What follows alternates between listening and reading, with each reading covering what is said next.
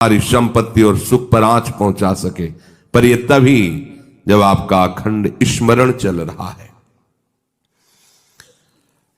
अखंड स्मरण के लिए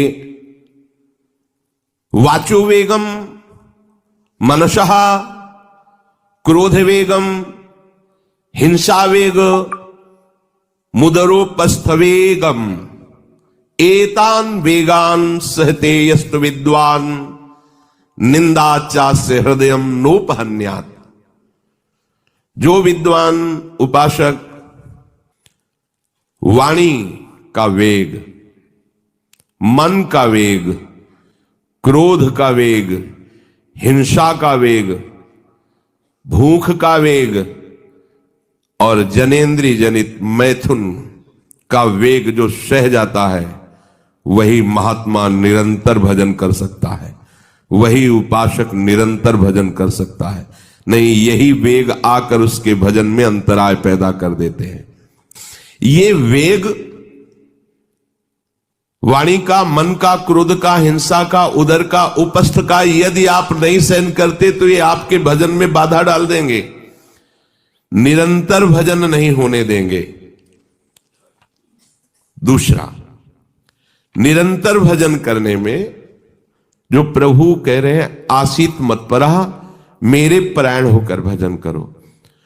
अब इन वेगों से बचकर क्यों भजन में चलता है, तो उसके अंदर एक बात आने लगती है, मैं अच्छा भजनानंदी हूं। जहां ये बात आई तहां वो दूसरों जो वैष्णव है, महतजन है, महात्मा जन है, वो टीका टिप्पणी करने लगता है उनकी। ये होता है, अपने में श्रेष्ठ भाव आने पर दूसरे साधकों की, वैष्णवों की, महापुरुषों की, महाजनों की वो टीका टिप्पणी करने लगता है। ऐसा क्यों, ऐसा, ऐसा क्यों, ऐसा। ये आपके भजन को ही रोक देगा। निरंतर भजन चलने की तो बात जाने, तो भजन से ही विमुख कर देगी ये वृत्ति। ये 6 बातें संतों के प्रति नहीं करनी चाहिए। वो वेग सहो और ये बात भूलकर अपनी वाणी पे न लाओ। बास निरूपण, किसी भी संत महात्मा वैष्णव के विषय में ऐसा कहना, ये तो महलों में रहते हैं, या ये तो गांव में रहते हैं, ये तो, इनको तो गंगा किनारे या स्मशान में कहीं खंडहर में रहना चाहिए, बाबा जी हैं ऐसे वैसे। वास निरूपण करना, तभी जब अहम जागृत होता है तो संतों के प्रति टीका टिप्पणी शुरू हो जाती है। वास निरूपण, किसी भी संत महात्मा वैष्णव के प्रति उसके वास के विषय में बोलना। दूसरा, ज्ञान निरूपण, किसी संत वैष्णव के प्रति ऐसा, ये पढ़े लिखे तो है नहीं, शास्त्रों का इनको ज्ञान तो है नहीं, भेष बना लिया, बस पेट भरण पोषण के लिए घूम रहे, कोई इनको ज्ञान तो है नहीं, क्या भजन करेंगे, क्या विचार करेंगे। जब इनको पढ़े ही नहीं है, शास्त्रों का ज्ञान नहीं है, तो क्या ये भजन करेंगे। ज्ञान निरूपण।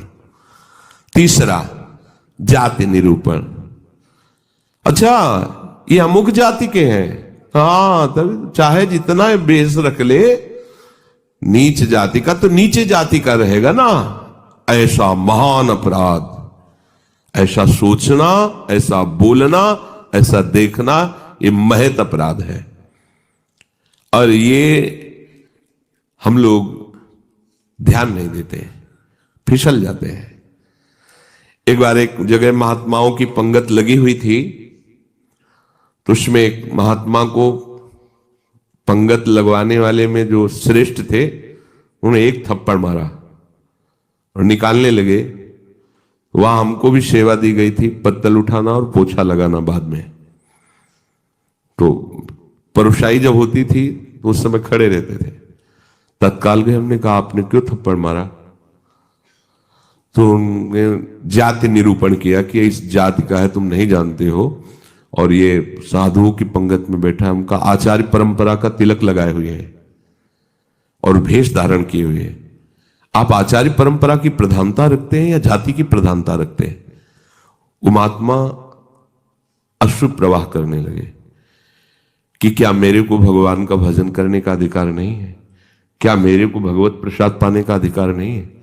जब हमें गुरु ने वस्त्र दिया है, भेष दिया है, तो हम संतों की सभा में उन्हीं की आज्ञा से बैठे हैं। वैसे हम इस योग्य नहीं हैं, पर बैठे हैं। उनकी दैन्यता देखकर तत्काल उनको हृदय से लगाया और उनसे कहा कि दोबारा ऐसी गलती ना हो। ये क्या मर्यादा है वेश के ऊपर? और उनके चरण पकड़े, एक बार इनको क्षमा करके आप बैठ जाइए, आप प्रसाद पा लीजिए। उस समय भागवती का आवेश में बोले, उनकी सामर्थ्य नहीं हुई दोबारा उनको, वो प्रसाद पा के निकले, मन में ठान लिया कि झोला उठाओ और भागो यहां से।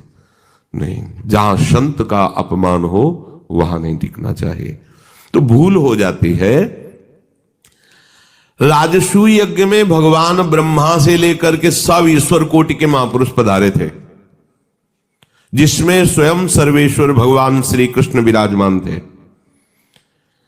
और उस पवित्रता का क्या वर्णन करना, जहां साक्षात धर्मराज विराजमान है वहां अपवित्रता का प्रवेश नहीं हो सकता। लेकिन यज्ञ की पूर्णता नहीं हुई थी। यज्ञ की पूर्णता सुपच वाल्मीकि के चरण धोकर रसोई में पवाने से हुई थी। स्वयं भगवान श्री कृष्ण चंद्रजू ने ऐसा आदेश किया था, जिन्होंने स्वयं गीता जी में कहा, चातुर्वर्णम मया सृष्टा गुण कर्म विभागशः। लेकिन यदि वो भगवद अनुरागी है तो चातुर्वर्णम मया सृष्टा का सिद्धांत नहीं लागू होगा। भगवान व्यास देव जी कह रहे, अहो वत्स पचतो गरीयान यज्ञाग्ञे वर्तते नाम तुभ्यम। यदि राधा राधा कृष्ण कृष्ण जिभ्या से निकल रहा है, वो चांडाल भी है, तो उसका चरणामृत लेके पीना चाहिए। इसलिए हरिराम व्यास जी कहते हैं, व्यास मिठाई विप्र की तामे लागे आग, वृंदावन के स्वपच की जूठन खइए मांग।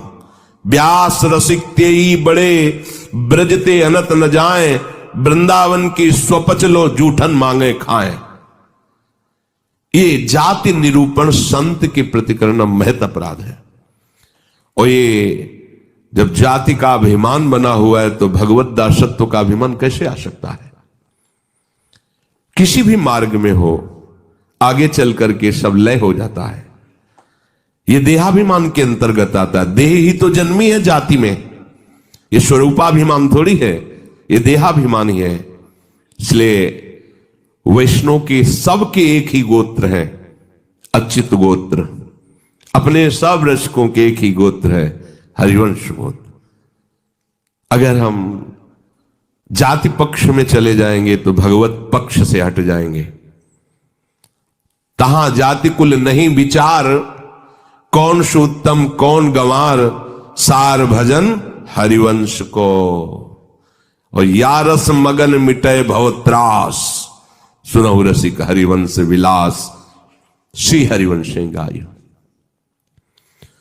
कहीं भी प्रकट हुआ हो किसी भी कुल में, और वो जब आचार्य के शरणागत हो जाता है, आचार्य परंपरा से, तो अभेद हो जाता है। सुने प्रपन्न जेब है, अभद्र सर्व के गए, तिन्हें मिले प्रसन्न हुए, न जाति भेद मानिए न जाति भेद मानिए।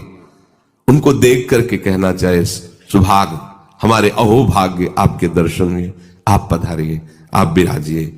और जैसे अपने पूज्य जनों का स्वागत किया जाता है, ऐसे मन में भी नहीं आना चाहिए कि ये अमुक जाति का संत है, इसके पैर कैसे छुए, इसका चरणामृत के। अगर ऐसा तो आपका भजन बाधित हो जाएगा। जाति निरूपण, यही गलती हो गई थी दंडकारण्य के ऋषियों से श्री माता सबरी के प्रति। एक तो स्त्री जाति और दूसरी भीलनी। कैसे हम महाब्रह्म ऋषियों के बीच में बड़े बड़े कीड़ा पड़ गए थे, सरोवर के जल का प्रयोग नहीं कर सकते थे, सब अशांत थे। और भगवान श्री राम ने माता सबरी को सौभाग्य दिया, ऐसा जो ब्रह्म ऋषियों को भी नहीं मिला। इसलिए कभी किसी संत के जाति निरूपण न करें। ये बिल्कुल, देखो हम सब प्रभु के अंश हैं। कर्म के अनुसार शरीर में आए, कर्म के अनुसार कुल में जन्मे, लेकिन हमको वो लेके थोड़ी बैठना है। हमको तो अपने प्रीतम के पास जाना है। हम ये कुल कर्म को लेके, जाति धर्म को लेकर के, शरीर को लेकर बैठे रहेंगे तो अगला जन्म निश्चित हो जाएगा। हमें प्रभु के पास जाना है। जो ही ये बात सोचकर आगे बढ़े तो आप केवल प्रभु के हो गए, खत्म खेल। बस सृष्टि चक्र के खेल के लिए है चातुर्वर्णम। भगवत मार्ग में जे ही आरूढ़ हुए तो वो शरीर राग हटा, भगवत अंश हो। जितने ब्रह्मा जी पवित्र हैं उतने तुम्हारा स्वरूप पवित्र है। जो भगवान शंकर का स्वरूप है वही तुम्हारा स्वरूप है। स्वरूप में अंतर नहीं है, अंतर है देह में। स्वरूप तो सबका एक ही है, भगवत स्वरूप है, सब आत्म स्वरूप है। चौथा, वृत्ति निरूपण। किसी महात्मा को देख के कहना है ना हाथ में माला है, हमें खास तो भजनानंदी तो लगते नहीं, पड़े रहते हैं, इधर खाते उधर खाते, भंडारा खाते, डोलते हैं। बिल्कुल नहीं। तुम क्या जानो, क्या जानो कौन सी क्या वृत्ति है। एक भजन की ऐसी भी वृत्ति होती है जिसमें माला विक्षेप होता है। भजन में सहायक माला होता है, और एक भजन की ऐसी वृत्ति होती है जिसमें माला विक्षेप होता है। अगर कभी उत्साहपूर्वक ले भी लिया जाए तो 10-5 मिनट से ज्यादा नहीं चलेगा और रख जाएगा। स्वाभाविक छाया हुआ है। अब वहां मन का चलाए तो विक्षेप पड़ रहा है, गिनती करे तो विक्षेप पड़ रहा है, चल रहा है। अब आप क्या जाने, आप माला देख के तो जान जाते हैं कि जप हो रहा है, लेकिन बैठे हैं, टहल रहे हैं, तो आपको लगा खाली टहल रहे हैं। नहीं, ऐसा नहीं। संतों को जानना बड़ा कठिन होता है। एक बार गुरु जी की सेवा में सुकुमारी शरण थे, जे ही लाडली कुंज में प्रवेश हुए तो महाराज जी ने कहा दुर्गंध आ रही। ऐसे देखा और कहा वैष्णव अपराध करके आ रहे हो क्या? तो महाराज जी हम साबुन लगा के नहीं नहाते तो शायद शरीर से दुर्गंध। बोले वो दुर्गंध नहीं, ये वैष्णव अपराध की दुर्गंध है। गुरुदेव ने कहा महाराज जी सावधान रहते हैं, कोई वैष्णव अपराध तो नहीं, हमें महसूस हो रही है। आप पहले वहीं खड़े रहिए, बताइए क्या वैष्णव अपराध किया है। भजन का क्या प्रभाव होता है, बहुत सूक्ष्म है, बहुत सूक्ष्म।